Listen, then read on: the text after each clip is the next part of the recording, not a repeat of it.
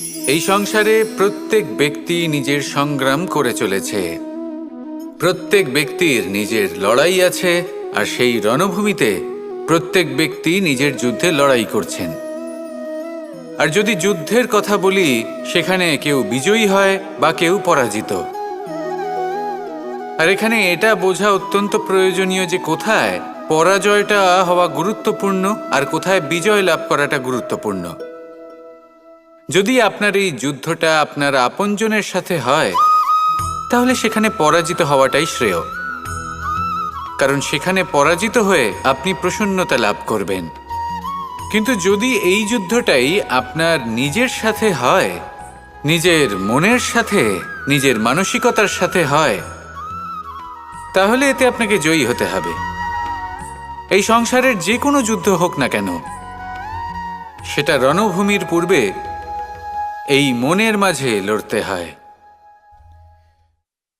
এবার যদি এই মন আপনার উপরে বিজয় লাভ করে, তাহলে রণভূমিতে আপনি পরাজিত হবেন। কিন্তু যদি আপনি এই মনের উপর বিজয় লাভ করতে পারেন, তাহলে এই সমগ্র সংসারে এমন কোনো স্থান নেই, এমন কোনো রণভূমি নেই যেখানে আপনি জয়লাভ করতে পারবেন না। আসুন আমার সাথে ভালোবেসে বলুন, রাধা রাধা।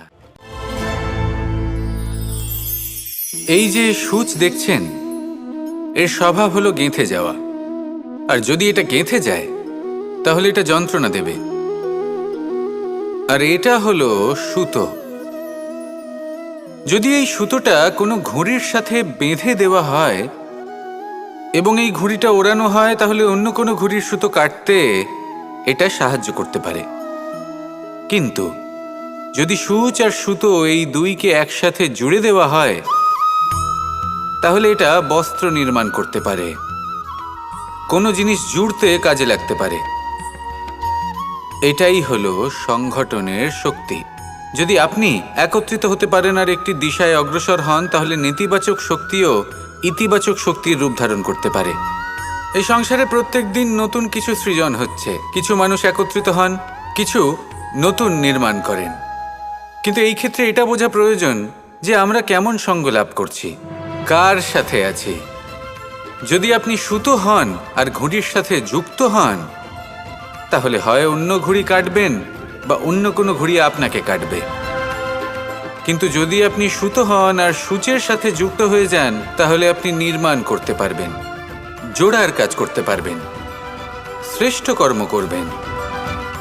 এই কথা মনে রাখুন আর আমার সাথে ভালোবেসে বলুন, রাধা রাধা।